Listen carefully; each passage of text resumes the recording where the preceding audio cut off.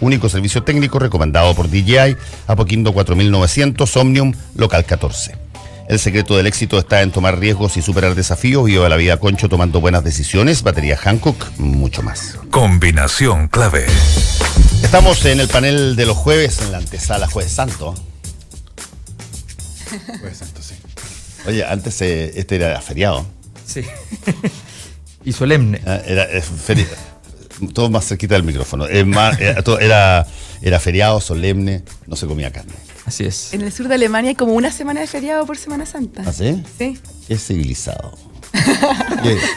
Lo que revela que cuando tú tienes mucho feriado, tu nivel de desarrollo aumenta.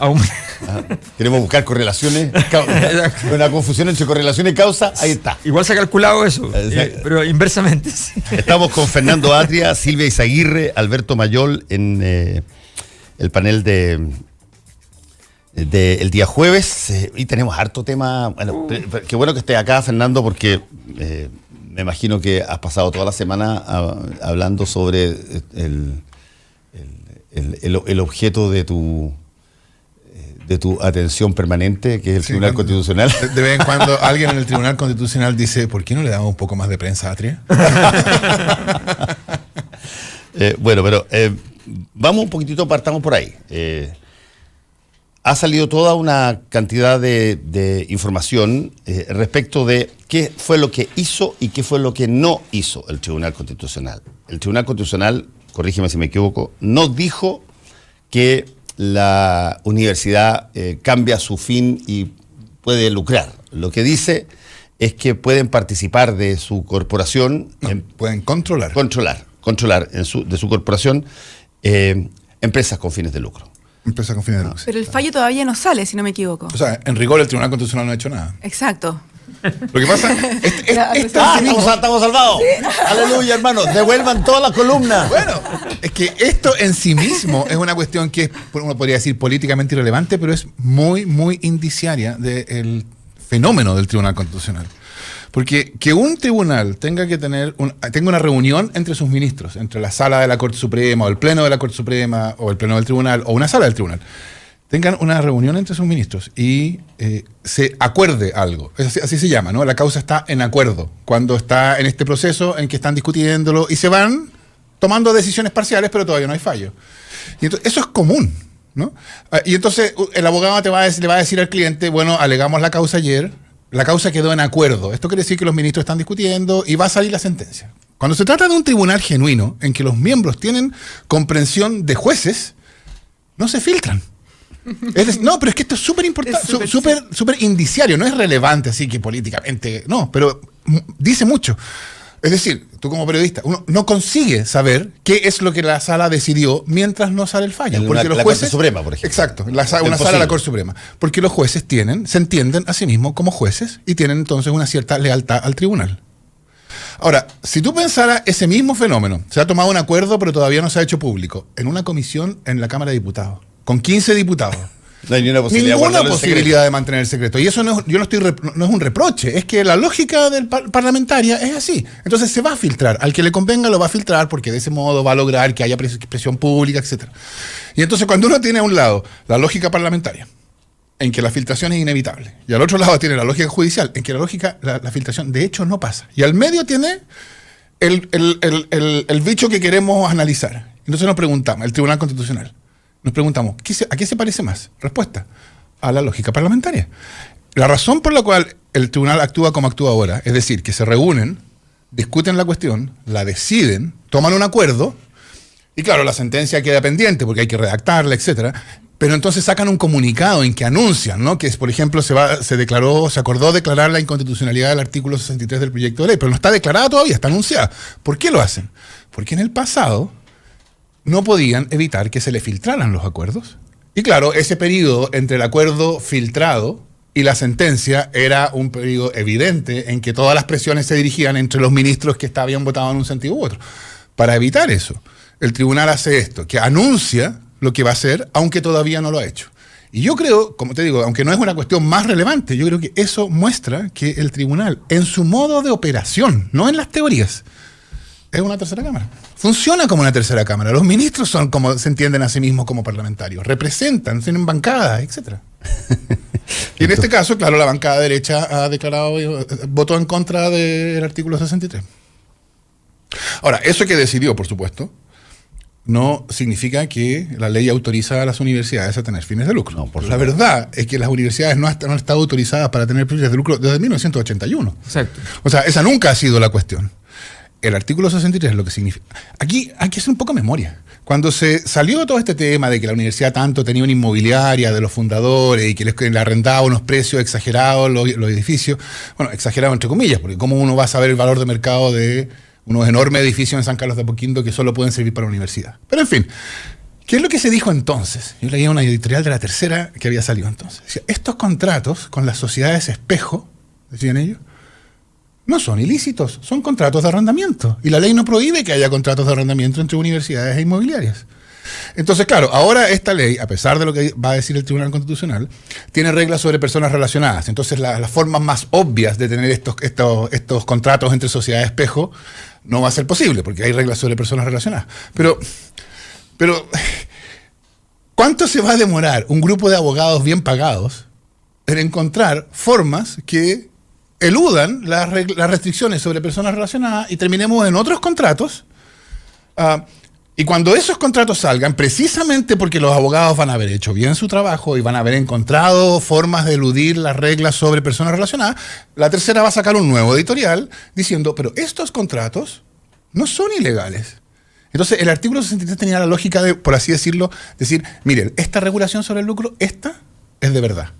Y la manera de asegurarlo es que las personas jurídicas con fines de lucro no pueden ser controladores. Ojo, pueden participar si quieren producir encadenamiento entre la enseñanza y la empresa. Pueden participar, pero no pueden controlar. Y eso es lo que el Tribunal Constitucional decidió que era inconstitucional. Fernando, y una pregunta. Silvia, ¿Te parece bien que se haya exceptuado a 3 universidades en particular y para todo el resto valía el artículo 63, excepto para la Universidad Austral, la Santa María y la Universidad de Concepción? Porque si uno mira teóricamente el asunto, en abstracto, uno diría, claro, son 3 universidades más, etcétera. Pero la ley no se dicta en abstracto, no es una teoría esto. La ley se dicta en respecto de instituciones que tienen historia. Y todos nosotros sabemos que hay una diferencia entre esas 3 universidades, entre la Universidad Austral, la Universidad de Concepción y las otras universidades que se crearon después de 1989. Entonces, pero lo mismo pasa con la SOFOFA, por ejemplo, que no está en la el legislador considere que se justifica hacer esa distinción, yo creo que no es necesariamente inconstitucional. No me parece que sea arbitrario. Claro, o sea, son historias, una historia donde objetivamente no hay un grupo de interés que opera como grupo de presión, sino que fueron requerimientos. De hecho, son requerimientos de las ciudades que nacen diciéndole en ese tiempo a la Universidad de Chile, tráigame sede. La Universidad de Chile se demora eternamente, los gobiernos no toman la decisión, ellos organizan ciudadanamente su propia universidad, se consiguen los fondos con los empresarios de la zona que no entran en calidad de controladores, ¿ya? Es una movilización ciudadana para hacerlo y hacen una universidad que en la práctica es una universidad en su operación, en su construcción pública, de hecho completamente pública, solo que no es estatal. Está bien, pero si los empresarios no son controladores, no hay problema. El problema es que sí son controladores, porque si no, no tendrían que estar exceptuadas en la ley. Y segundo, hay otras instituciones como SOFOFA, por ejemplo, que tienen ese mismo carácter, todos lo conocemos, todos sabemos, y sin embargo no están exceptuadas. Entonces yo creo que esa arbitrariedad... Bueno, porque obviamente... la SOFOFA es distinta. Porque obviamente es un grupo de presión y de interés. O sea, que tú le estás dando una herramienta más en el ámbito educacional. O sea, debería estar exceptuada de tener la posibilidad de hacerlo. A mí me resulta curiosa esta discusión, porque en esta discusión es como si todos hiciéramos un pacto para no mirar la realidad, ¿no? Entonces yo me acuerdo todavía, cuando leía yo algunas columnas creo que era la entonces rectora de la Universidad de las Américas, que decía... No, si Laureate compró la Universidad de las Américas, y no recuerdo bien, pero creo que había pagado algo así como 330 o no sé cuántos millones, muchos millones de dólares. 180 creo, millones de dólares. Algo así. Sí. Compró la Universidad de las Américas porque quiere ofrecer a las universidades que forman parte del grupo, de este grupo, quiere ofrecer servicios académicos en los cuales Laureate es especialista bajo el nivel de mercado. Y eso es lo que hace Laureate, para eso vino. Y todos nosotros teníamos que... tragarnos esa rueda de carreta.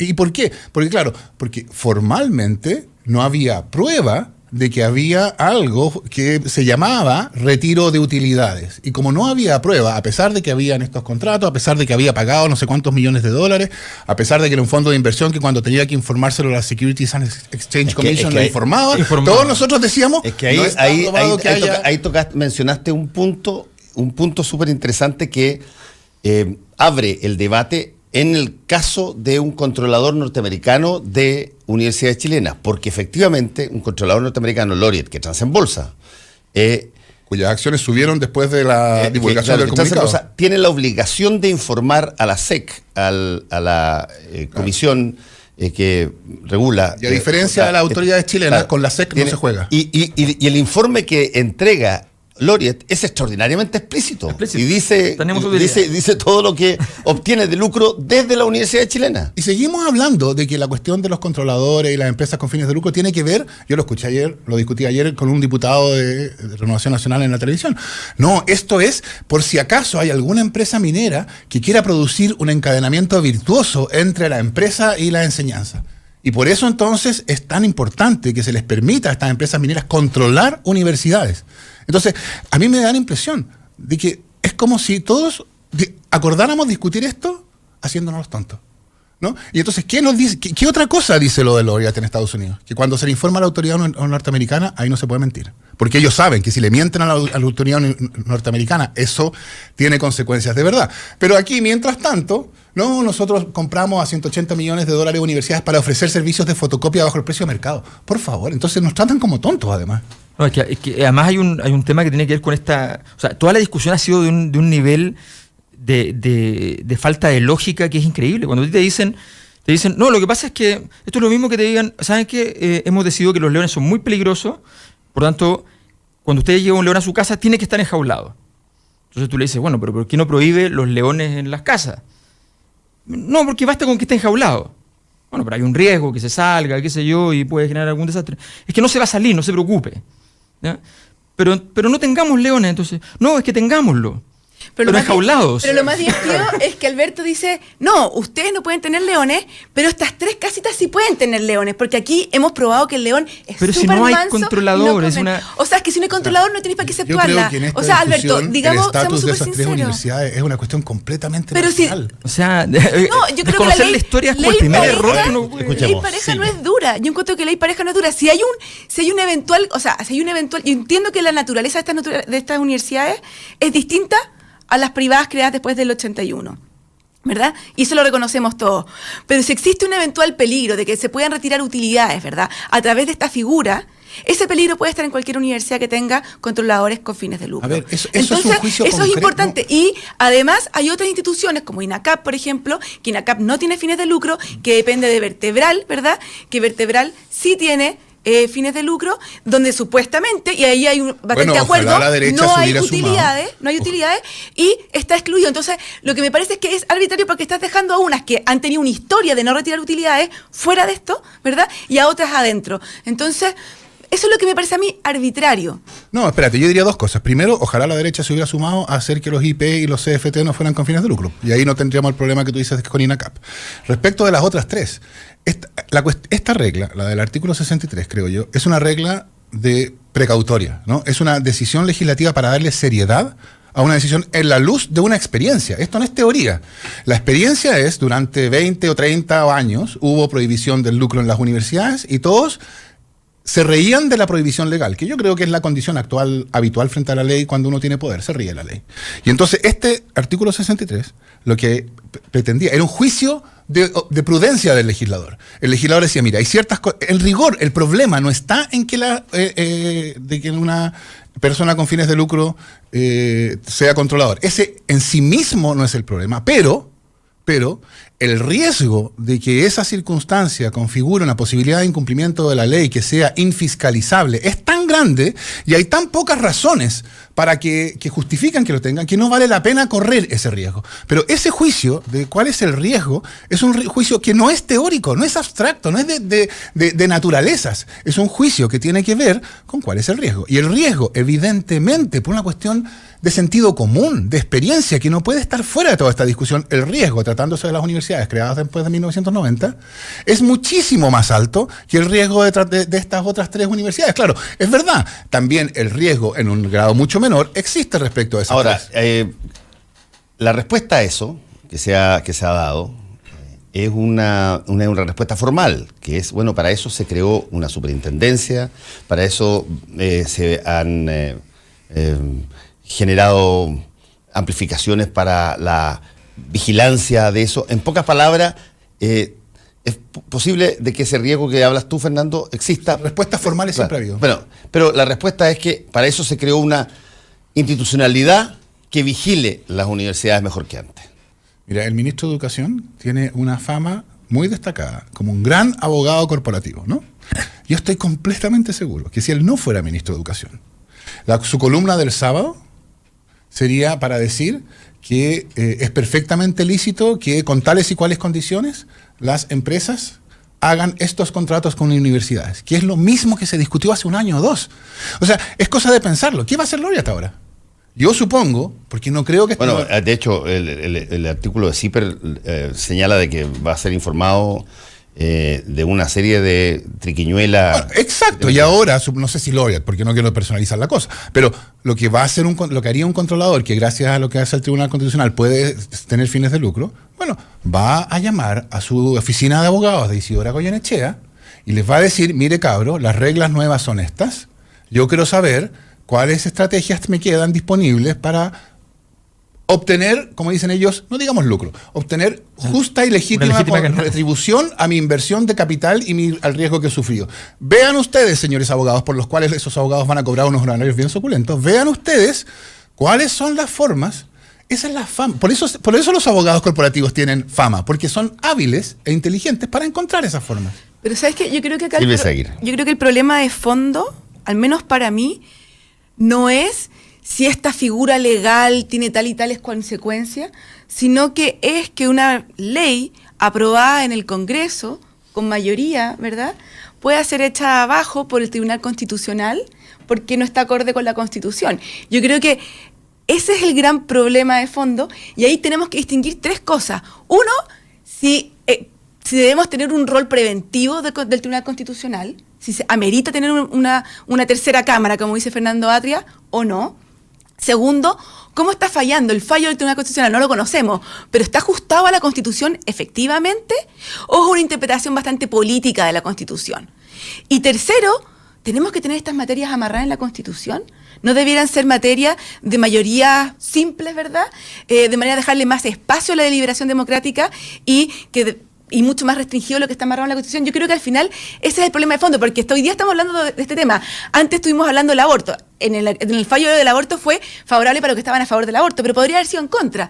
Entonces yo creo que hay un tema de fondo que es cuánto espacio le estamos dejando a la democracia para decidir estos temas. Bueno, en eso tienes toda la razón, evidentemente. O sea, ese es el debate de fondo en sentido último o en sentido primero, depende cómo lo queramos poner. Pero evidentemente el problema es que hoy día estamos hablando de esto porque ese debate de fondo fue negado en la práctica, ¿ya?, por el gobierno anterior de Sebastián Piñera, negado en la práctica, aun cuando con alguna clase de gatopardismo al respecto, por el gobierno anterior de Michelle Bachelet, y negado por el nuevo proyecto de gobierno de Sebastián Piñera. O sea, todo ese debate, que es el debate de que efectivamente donde nos damos cuenta cada cierto rato de que cosas que parecen que tienen una raigambre muy profunda en la vida cotidiana, resulta que sí tienen que ver con los elementos de cómo funciona una constitución, ¿ya? En Chile no se ha logrado tomar consideración desde el punto de vista de las élites políticas, que son las que pueden empujar este tipo de procesos, porque objetivamente, aunque lo intentamos y se busca, es muy difícil, naturalmente, decir a las personas que están bajo la opresión de la vida cotidiana, bajo las deudas de los bancos, decirle, mire, lo más importante aquí es la Constitución. Es una cosa que va por completo en contrario del sentido común, y nunca en la historia han habido grandes marchas y movilizaciones por razones constitucionales. O sea, es una cosa que es normal. Entonces, entendamos que efectivamente existe eso, pero que hoy día el punto es que aquí hay personas que nos van y nos dicen es que es completamente irrelevante si esto se dijo sí o no. O sea, imagínate el argumento. O sea, aquí hubo personas que fueron al Tribunal Constitucional. Y si uno téngase presente. ¿Ya? Que plantearon el tema en representación de las universidades privadas. Si es exactamente igual operativamente, ¿me quieren explicar cuál es la razón de principio por la cual van en circunstancias que también les ponen... Porque el formato que ellos inventan además es más complicado, más sofisticado y más incomprensible. Porque supongamos que es completamente cierto que da lo mismo, que en realidad jamás van a sacar un peso por ningún lado. Supongamos todo eso. Justificar para los inversionistas de una sociedad que su sociedad entra a controlar una entidad que no produce utilidades y que eventualmente, supongo, produce gastos. En términos del derecho corporativo, yo diría, eso es ilegal. Es ilegal. El directorio de una sociedad anónima no puede dedicarse a cosas que no son el giro de la sociedad para obtener utilidades. Exactamente. Entonces, chocan dos leyes absurdamente y es una locura. Es una locura, pero resulta que nosotros estamos aquí para decir, como Jaime Belolio... Pero si eso es así, me parece interesante el punto.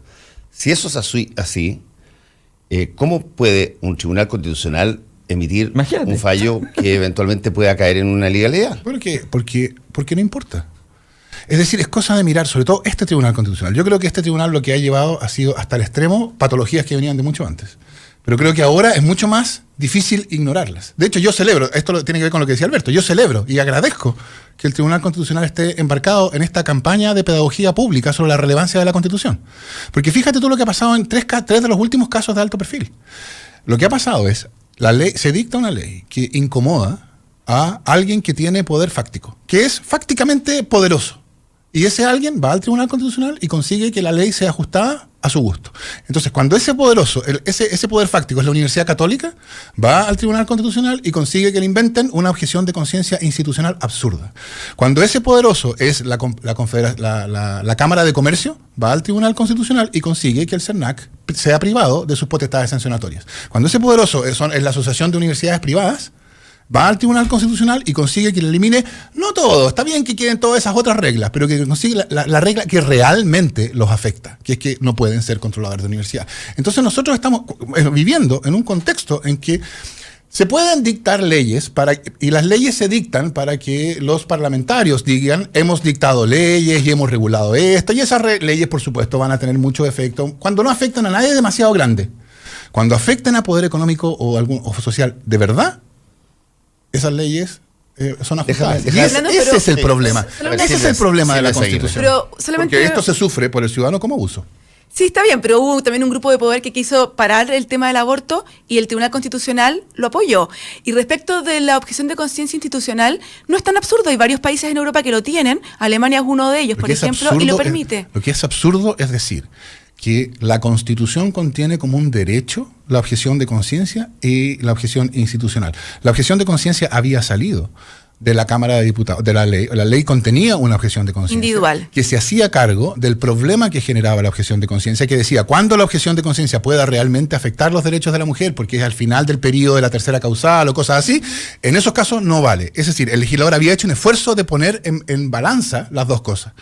¿Qué llega al Tribunal Constitucional como elefante en cristalería y simplemente inventa una objeción institucional sin ninguna regulación, sin ninguna condición, sin ningún esfuerzo por tomar en cuenta los dos lados, y dice, la objeción de conciencia institucional viene obligada por la Constitución, de modo tal que el legislador no la puede ignorar? Eso no lo encuentras en ningún país europeo. La idea de que el legislador está obligado constitucionalmente a reconocer una objeción de conciencia, eso es un sinsentido, porque lo que quiere decir eso es que existe antes de la posibilidad de la ley. Es que la ley no obliga a alguien cuando la ley te impone una obligación demasiado gravosa, en términos de tus convicciones, que son las convicciones que tú decides. Eso es absurdo. Hay otras cosas que a mí me llaman la atención respecto de la y que se discutió en algún momento dado, de la objeción de conciencia institucional. ¿Quién define que la institución es objetor de conciencia?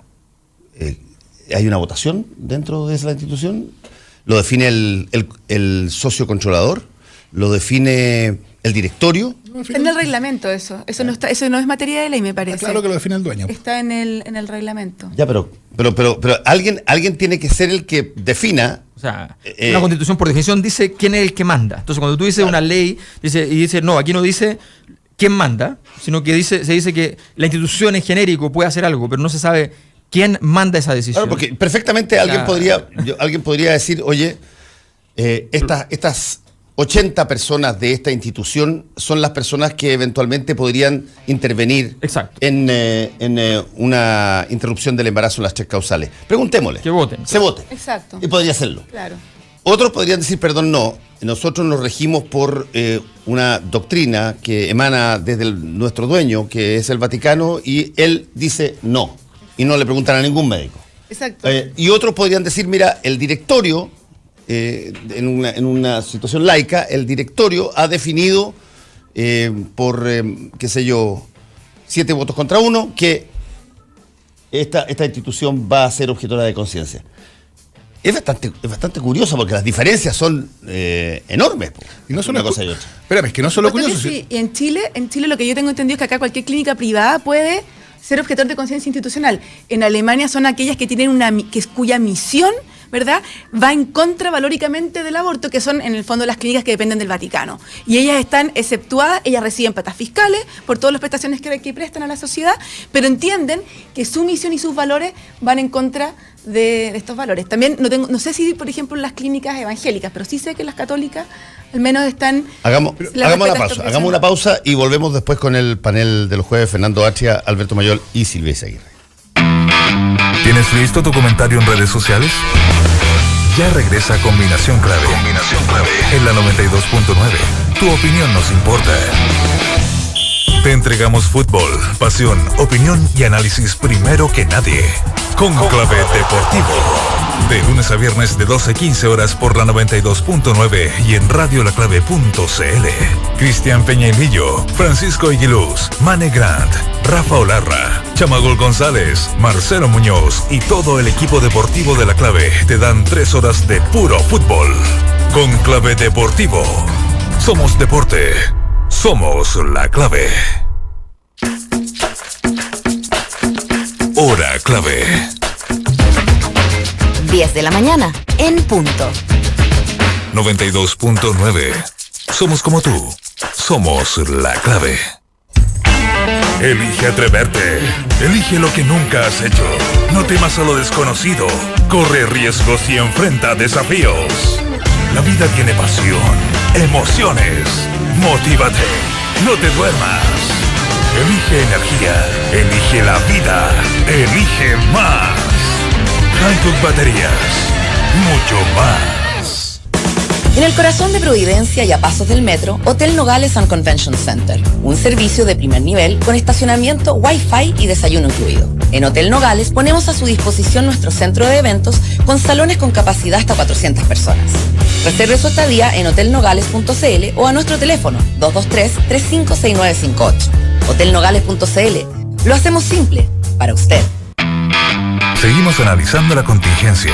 Súmate a nuestro panel y opina con nosotros. Estamos en Combinación Clave.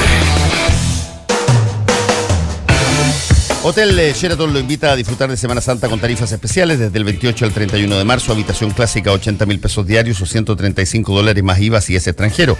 Tarifa incluye desayuno, parking y acceso a Sheraton Fitness y piscina climatizada. Para más información, llamar al teléfono 222-335.000.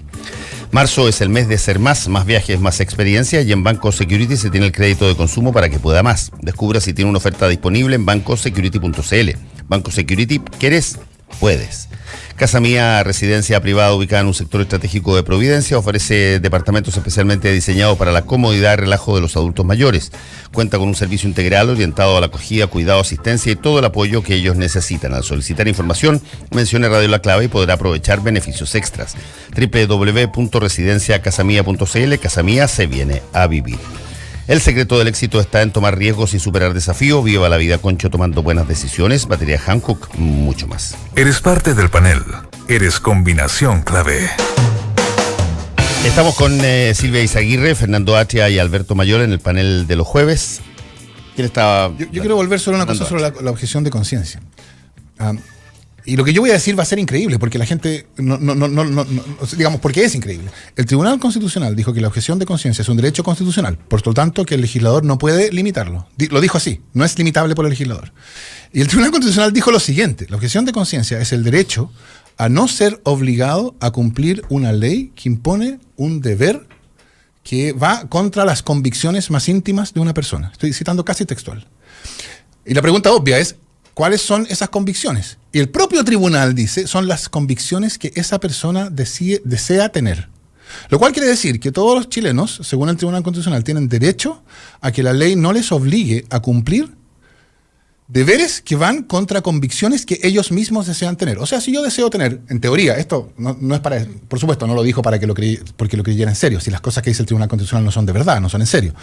Si yo creyera, pero según la lógica de lo que dijo, si yo creyera que los impuestos son un robo, entonces yo tengo derecho a que la ley me exima de pagar impuestos. Si yo creo que la propiedad es un robo, yo tengo derecho, como Proudhon, digamos, yo tengo derecho a atentar contra la propiedad ajena. Si yo creo que la homosexualidad es una enfermedad, yo tengo derecho a dejar afuera a los homosexuales para que no se contagien en la empresa en que yo trabajo. En fin, la cantidad de cosas que la gente puede creer, desear creer.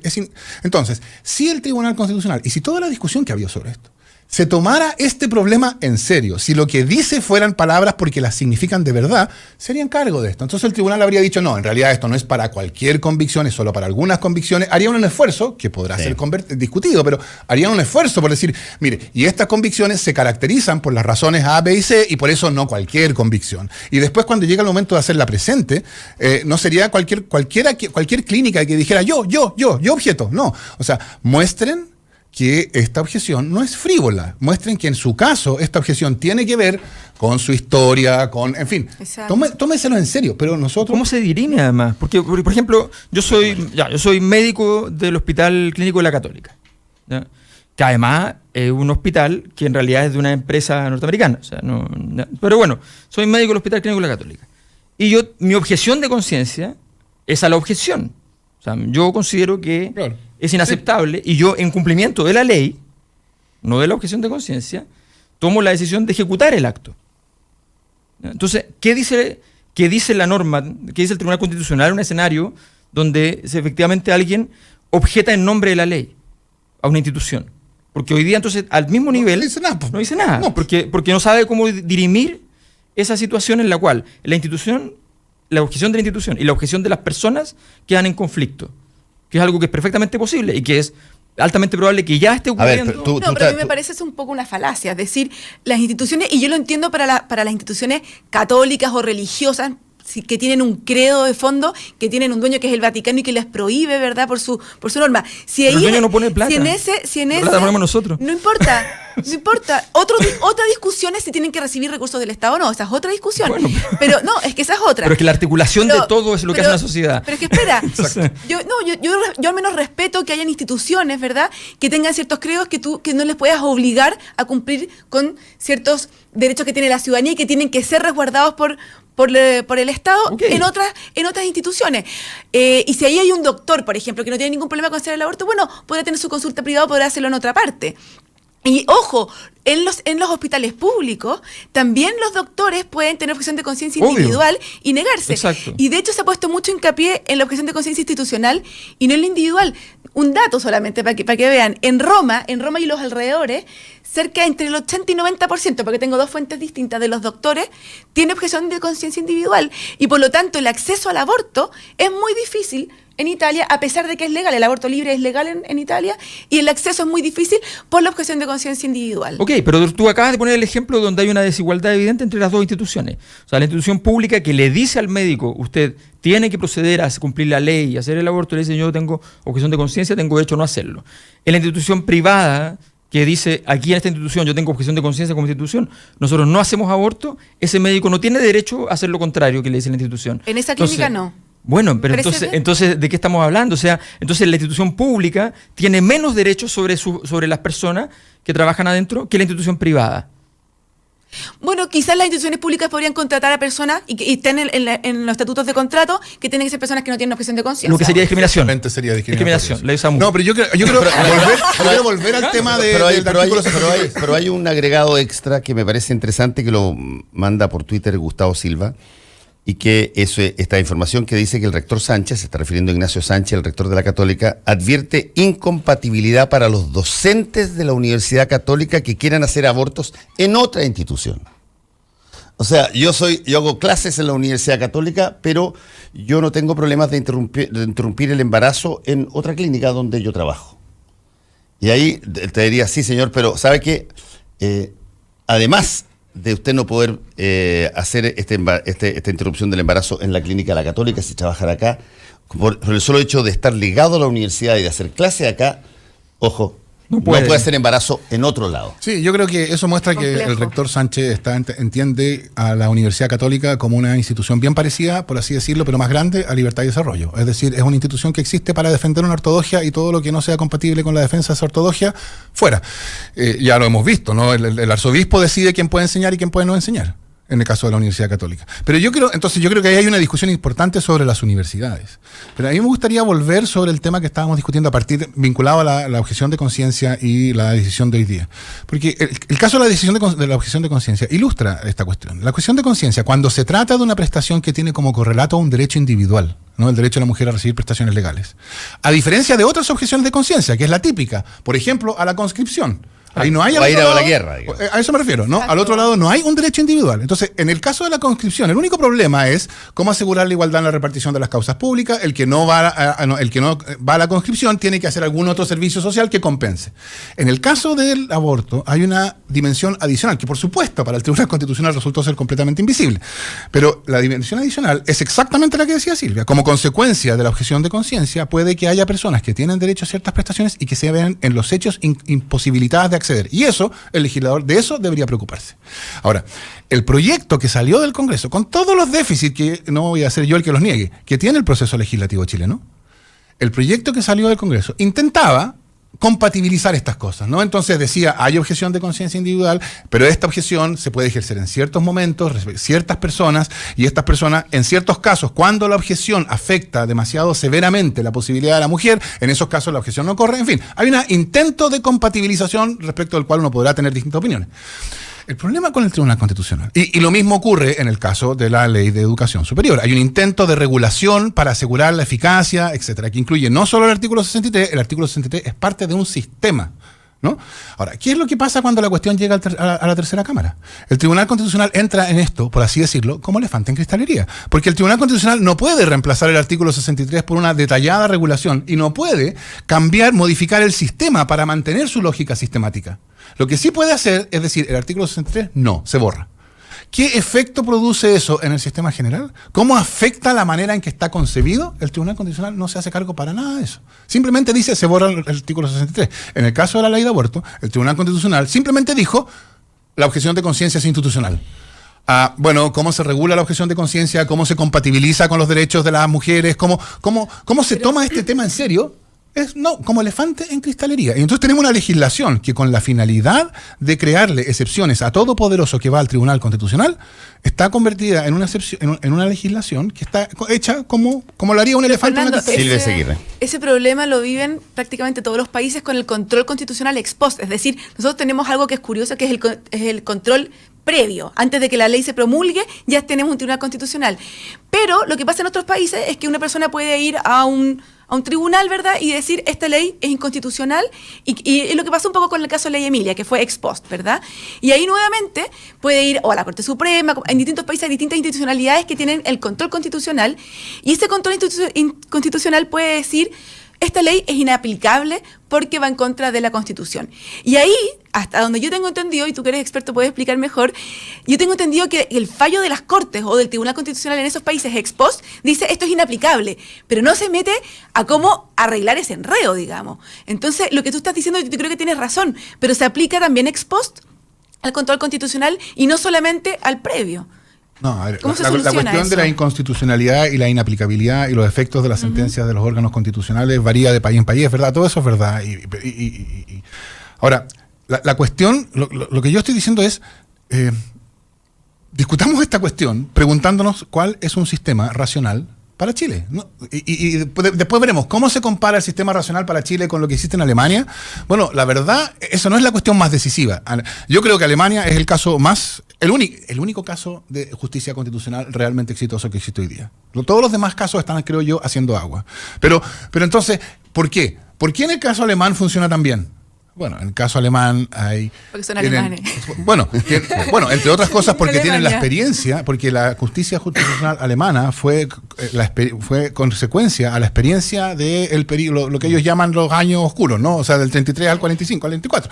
Entonces, claro, todo es distinto en Alemania. Entonces, yo creo que la referencia comparada aquí, lo que hace es confundir las cosas, porque lo que uno encuentra en el mundo son cosas muy distintas que responden a las culturas respectivas. Lo que tenemos en Chile es un sistema que introduce irracionalidad al proceso legislativo. Yo esperaría que en algún momento diputados y senadores y pensadores de izquierda y de derecha se den cuenta de que tener un proceso legislativo que está configurado irracionalmente con la finalidad de dar una protección adicional a los poderes fácticos es algo que no nos... Déjame hacer una pregunta que yo vengo haciéndola toda esta semana, y qué bueno que habían 3 panelistas avesados para poder plantearla.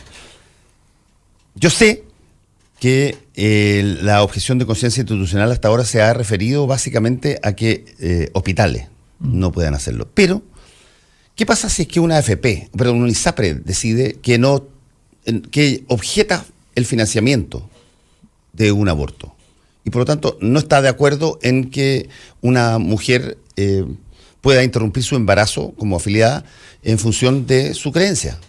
¿Por qué razón habría de no estar en una situación relativamente similar? Si uno se tomara en serio los argumentos, que yo creo que no hay ninguna necesidad de hacerlo, pero si uno se los tomara en serio, tendría que decir, el Tribunal Constitucional ha dicho que la objeción de conciencia es un derecho constitucionalmente garantizado, no limitable por el legislador, de las personas naturales y jurídicas a no hacer nada que vaya en contra de las convicciones más íntimas de esas personas definidas por ellas mismas. Así que si el día de mañana una ISAPRE decide que su convicción más íntima es esa, bueno, será eso. El caso norteamericano, uno de los casos norteamericanos recientes al respecto es Hobby Lobby, en el cual la Corte Suprema norteamericana decidió que una empresa podía decir que no contratamos seguros de salud que incluyan anticoncepción. Exacto. ¿Por qué? Porque va contra nuestras creencias más íntimas, lo cual también es un absurdo. Por eso yo digo que esto que se ha centrado en exclusivamente los hospitales, si es que la institución tiene ligazón directa o indirecta con la interrupción del embarazo, perfectamente podría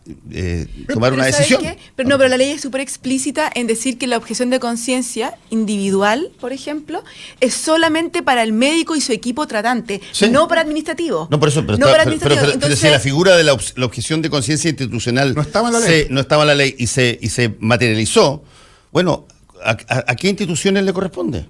Sin además, duda, si yo fuera el chofer de la ambulancia no me puedo decirlo también. Sin duda al hospital donde se realiza o potencialmente se realiza una operación. Pero si la mujer está afiliada a un ISAPRE y el ISAPRE decide que no cofinancia eso en función de que no está dentro de sus convicciones el financiar ese tipo de cosas y se apela de la misma lógica, exactamente la misma lógica, ¿por qué le iban a decir que no?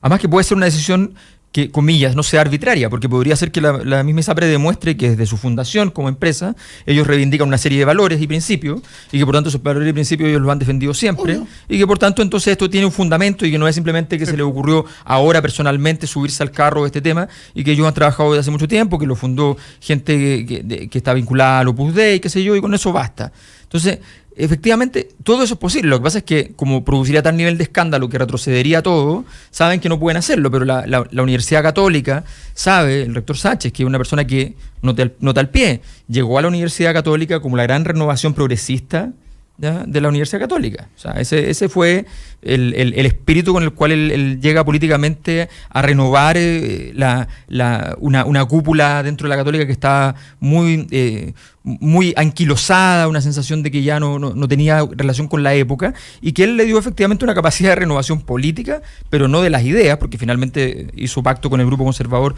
de manera ostentosa, y en medio de una escena donde la arbitrariedad, el poder fáctico es algo que es completamente... no salió ni en el diario cuando fue, digo comillas, reelecto. No salió ni en el diario porque ni siquiera lo informaron para evitar la discusión de que no se reelige, de que efectivamente hay una comisión que propone un nombre, que normalmente es conservar naturalmente al mismo. El comité de búsqueda. Claro. Eso lo tienen muchas universidades muy buenas en otras partes del mundo. Yo no creo que ese sea el punto más... No, el punto de fondo, cuando muchas universidades muy buenas, muchas de las cuales de hecho no reciben, no tienen como principal financista la sociedad, sino que tienen como principal financiamiento sus propios logros en términos de patente. No, pero te digo, en Alemania que la universidad es pública, pública entre comillas, porque no son del Estado, pero las universidades públicas tienen comités de búsqueda para nombrar a sus decanos y a sus rectores. O sea, es una práctica bastante común incluso en universidades públicas en otras partes del mundo. ¿No me parece? Ese y en muchas universidades... Por supuesto, el contenido de esa práctica depende de la sociología del país, evidentemente. Obviamente, pero la institución. Pero naturalmente tienes aquí instituciones que en las mismas condiciones para la legislación hacen elecciones al interior de sus comunidades académicas, y otras que resulta que tienen un comité de búsqueda que lidera otro Estado. Y que tú no consideras nunca que es un problema de soberanía.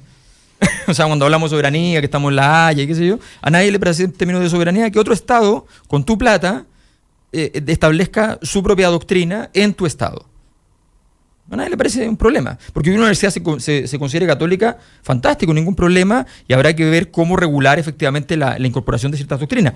Que sea pontificia es distinto, pertenece a otro Estado. Por supuesto. Entonces, y nos parece fantástico que otro Estado venga y nos diga con nuestro financiamiento. A mí me parece bien que que otros Estados puedan tener universidades en Chile sin fines de lucro, ¿verdad? Que entregan un excelente servicio.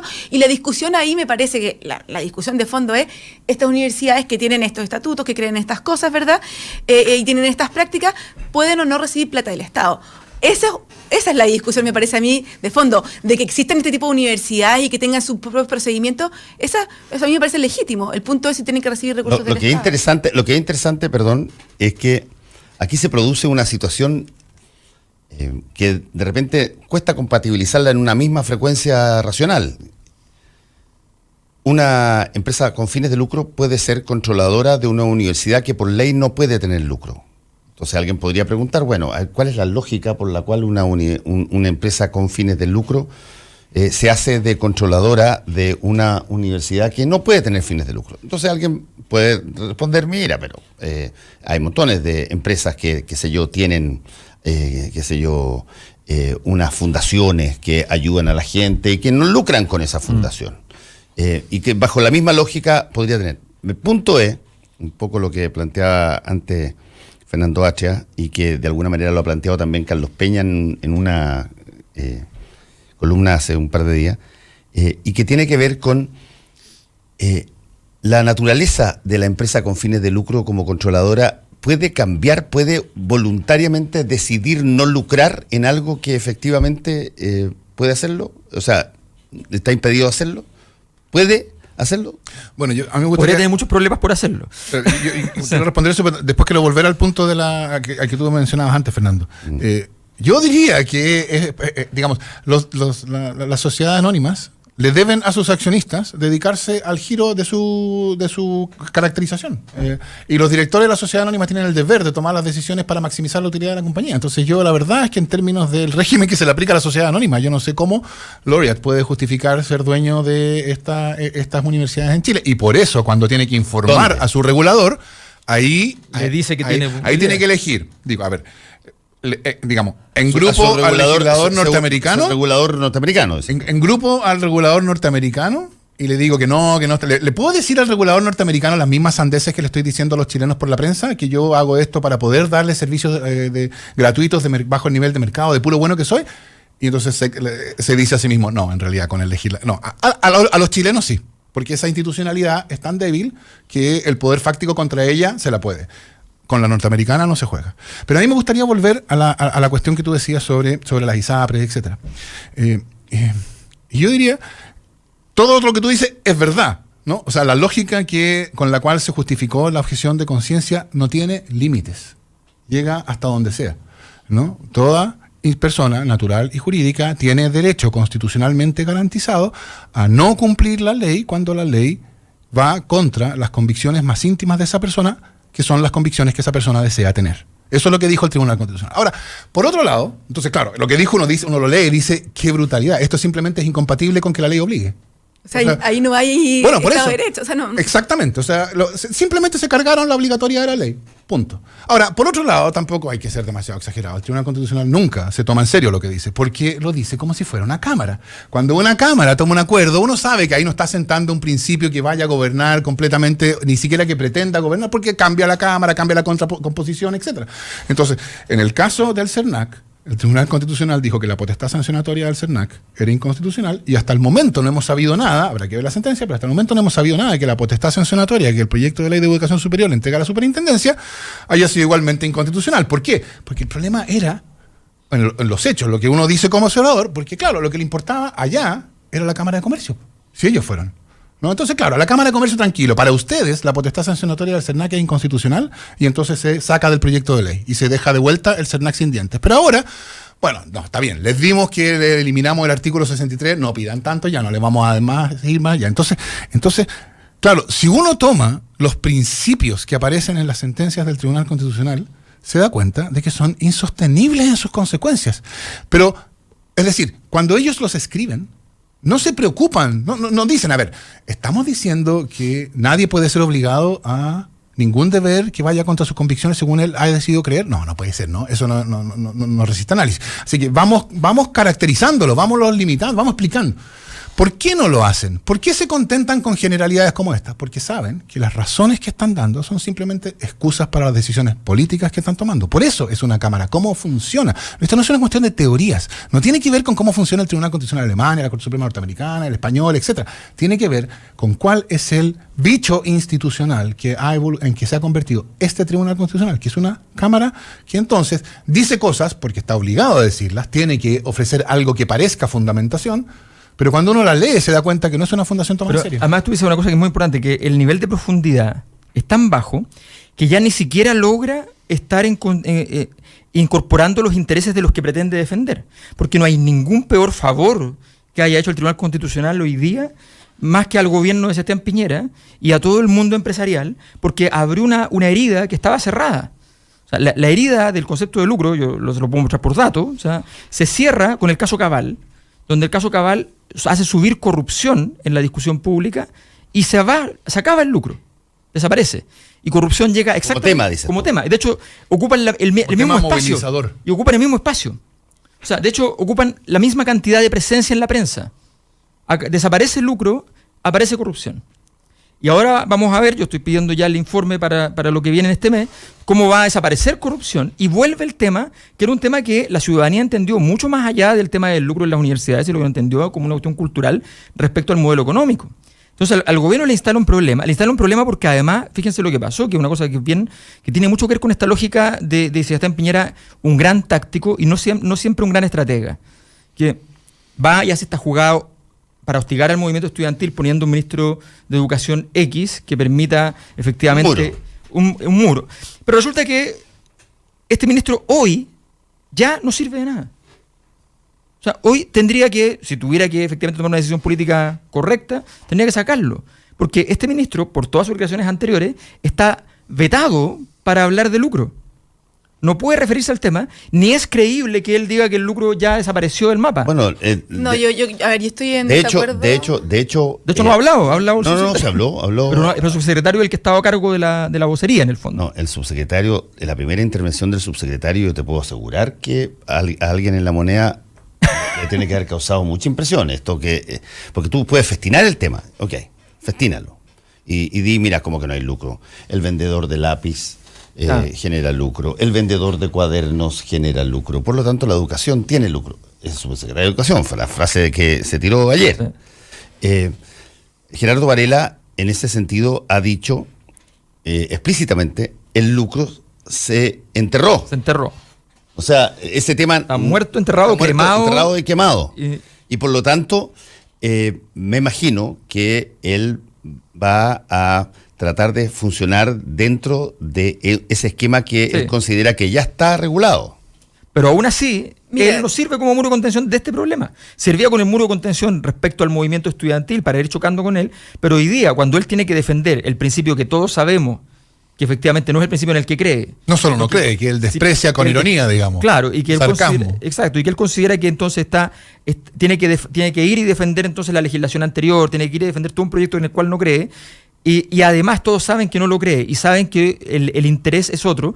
Queda él y queda el gobierno como que hubiese metido la mano en un tema donde evidentemente, si lo hizo, fue un error gigantesco. Creo que no lo hizo, y sencillamente esto ocurrió por la falta de profundidad que efectivamente dice Fernando. A ver, Silvia. Del Tribunal Constitucional. No, yo estoy de acuerdo con Alberto de que políticamente el fallo del tribunal no le favorece al gobierno, porque abre un conflicto. Trae el lucro de nuevo y lo vuelve a poner en Por supuesto, ¿verdad? Es verdad. Y además le deja bastante poco margen al gobierno para hacerlo, porque es un fallo del Tribunal Constitucional. Tendrías entonces que empezar a tirar un proyecto para cambiar la Constitución para que esa ley podría ser efectiva. Entonces, lo deja, por supuesto, en un callejón medio sin salida y con conflicto con el movimiento estudiantil.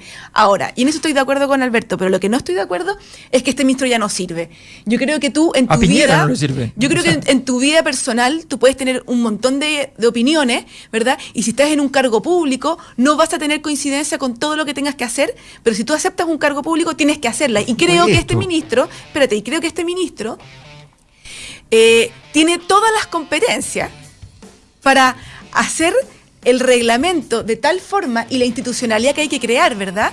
Para tapar todos los posibles hoyos que se puedan visorar para el tema del lucro, porque es un experto en justamente organización corporativa. O sea, sí, pero es que justamente es al revés. Porque el problema es al revés. Porque justamente aquí hay un concepto que tiene que ver con el concepto de la política. El concepto de la política, hay muchos conceptos para la política, pero hay una cosa que es completamente cierta. Cualquier cosa con la debida intensidad es política. Un partido de fútbol puede generar una guerra porque tiene suficiente intensidad. Y eso es la política en sentido estricto. Y esa es la política que es más inmanejable para los gobiernos. Y lo que se produce en este escenario es que Sebastián Piñera, que él ya es un acelerador de partículas por sí mismo, el ministro Varela se transforma en otro elemento más del acelerador de partículas. Ojo con este dato. El movimiento estudiantil va a salir a la calle, va a chocar con los carabineros. Chocar con los carabineros hoy día no es igual que chocar con los carabineros el año 2011. El año 2011 era la institución más creíble, la única que no iba a caer en todo el proceso. ¿Ya? Hoy día chocar con los carabineros es donde la discusión de quién es el bueno y quién es el malo está en veremos. Antes estaba claro que los muchachos tenían que ganarse el derecho a ser buenos. Ahora, veamos quién. Y además con Carabineros, es chocar con Carabineros en condiciones que Carabineros sabe que, digamos, aparte de producir lesiones graves, gravísimas o peores, cualquier cosa que haga va a ser apoyada por el gobierno. A ver, pero ya nos fuimos a un tema de Carabineros. Yo quería volver al tema del ministro. Yo creo que el ministro, por supuesto, va a estar con presión y va a estar todo el mundo mirando cómo van a ser los decretos que va a tener que sacar para crear la institucionalidad que es la nueva superintendencia y para crear la nueva subsecretaría y todos esos reglamentos van a estar en el ojo del huracán y va a tener que demostrar realmente, ¿verdad?, su voluntad para legislar este tema. Pero yo creo que ex ante, a ver, sí, puede haber un tema de credibilidad. Se le va a evaluar como proceso político, no por los decretos que emita. Si finalmente los ministros, si por los decretos, podrían ser todos exitosísimos. Grandes horrores. No se trata solamente de decretos, pero por supuesto que si tú querés ver y juzgar la voluntad que tiene el ministro de realmente parar este tema, bueno, veamos los actos, no lo juzguemos por lo que escribió hace 2 años atrás, ¿te fijas? Tenemos que irnos. En todo caso está la cosa planteada. Les agradezco a Silvia Seguirre, Fernando Atria y Alberto Mayol que hayan estado acá. Gracias, Fernando. Prendieron el debate muy activamente, así que se agradece. Y nos encontramos el próximo jueves. Conéctate a la web